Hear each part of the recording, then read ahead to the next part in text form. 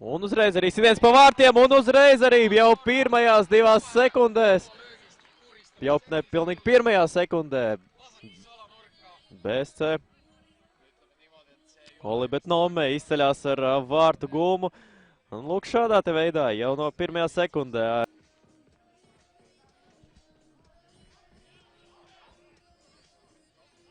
Un tālāk diagonālā piespēles sitiens un jau vārtu pārliktis glābi.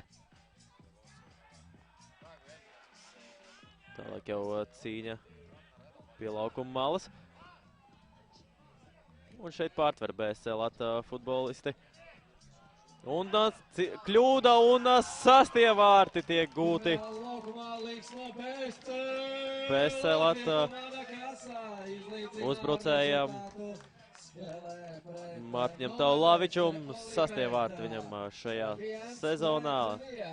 Un izlīdzina viņš rezultātu, nesapratās tur savā starpā, bet spēlētāji nepietiekami precīzi un stipri piespēle tika izdarīta, un tālāk jau Olibet komandai, kur ir nedaudz pietrūks, lai bumba nonāktu vārtos. Un šeit skaists vārtu gūms!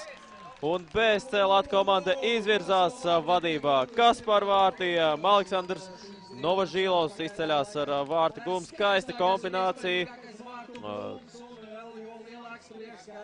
Kopā veids spēlētājs no BSC Latvijas komandas un izvirza savu komandu. Vadībā 2-1. Un trešajā uzņem apgriezienus un BSC Thunder ārbuti tārkā. Sako centrējums uz tālo malu un šeit pats savos vārtos.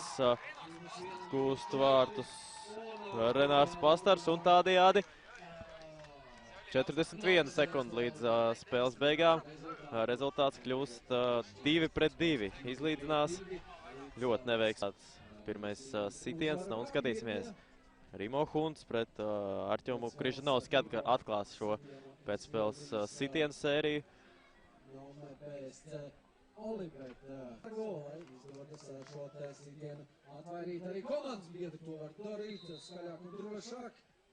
Un pirmais sitiens, bumba lido garām vārtiem, netrāpa šeit Hunt.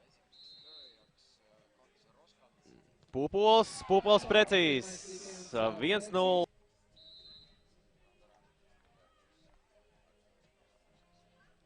Randorants. Un šeit jau Artjoms Križanovskis atvaira.